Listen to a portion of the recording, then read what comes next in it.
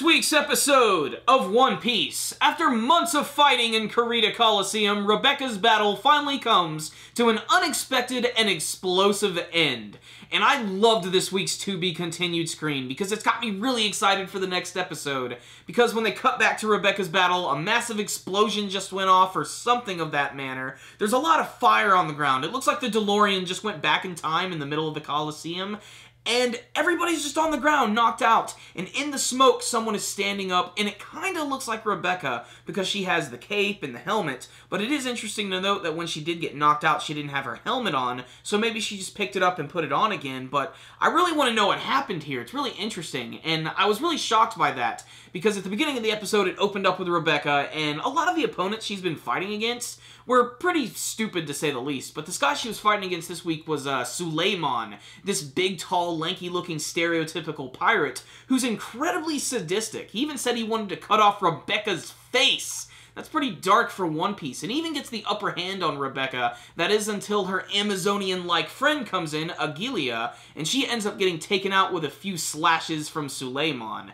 Then they just sort of cut away from the battle, and that's where they pick up at the very end with that big explosion, someone getting up in the smoke, everybody's cheering, going crazy, To Be Continued screen. I love the One Piece To Be Continued screen, and I hate it at the same time. I love it because it gets me excited for the next week. I hate it because I want to see it now. I want my Oompa Loompa now, damn it! Some other plot threads this week involve Zoro, Kinemon, and Luffy. They're still running through Dressrosa in those weird animal costumes.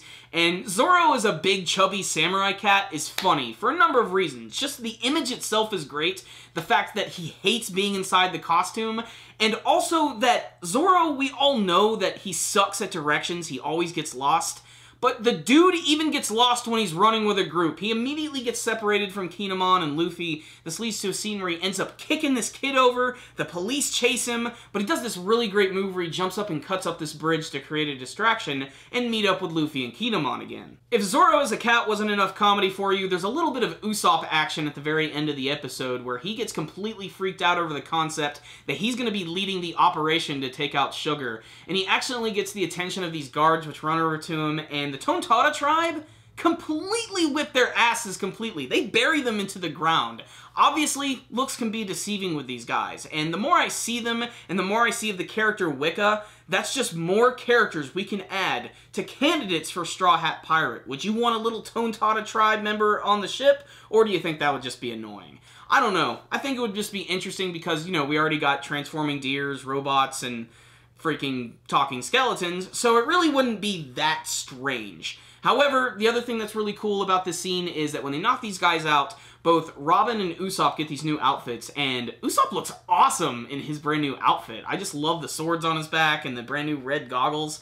It just looks really, really sweet. Although he's trying to put on like a badass demeanor, he's still pretty freaked out, but the Tontada tribe, they just start running in and getting ready for battle.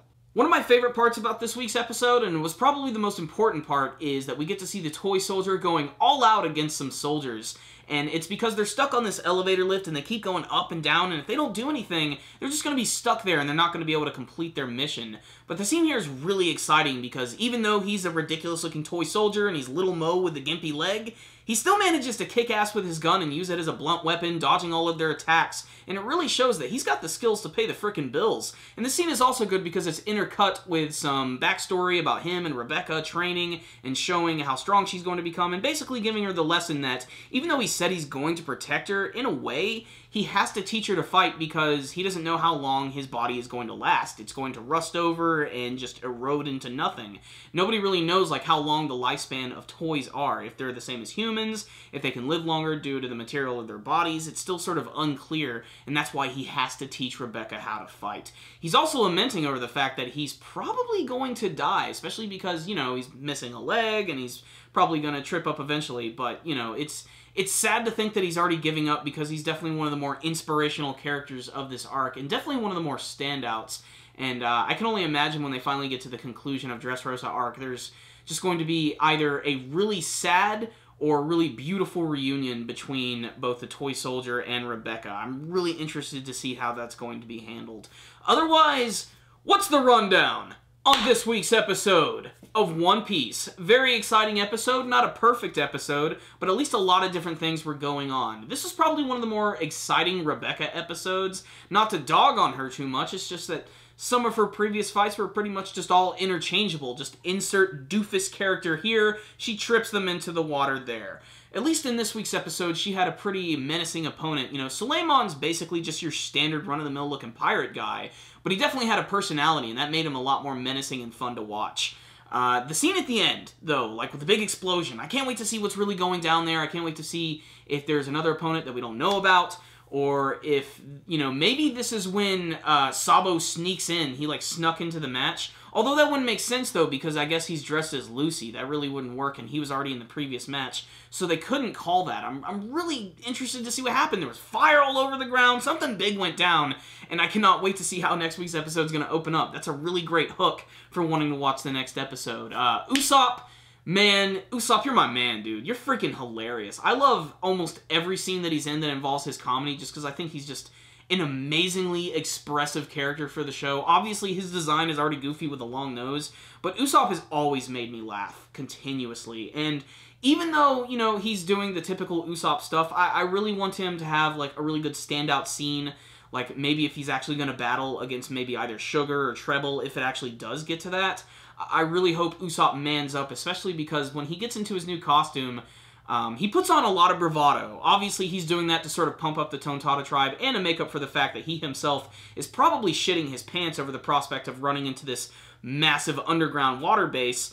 But still, it's just fun to see his reactions. And Nico Robin doesn't say barely anything, if anything. And that's what's so funny about her character. She takes absolutely everything in stride, whether it be the absolute worst thing possible or something that could be really helpful to them. And the combination of Usopp and Nico Robin, I think, is going to be interesting. I was also kind of hoping they would show some Frankie stuff this week, but I'm sure they're saving that for later, especially with the whole Senor Pink thing.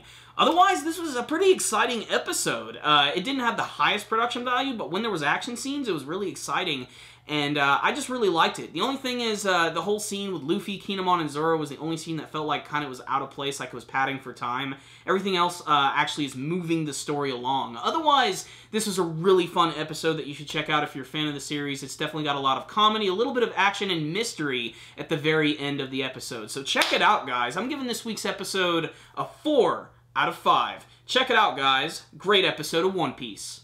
Thank you for watching my review. If you liked this video, make sure and give it a thumbs up. And before you guys leave, please tell me what you thought about this week's episode of One Piece. Who do you think is standing at the very end of the battle? Before you guys leave, you can also subscribe to our channel by clicking on this icon right up here. You guys can also follow us on Facebook and on Twitter.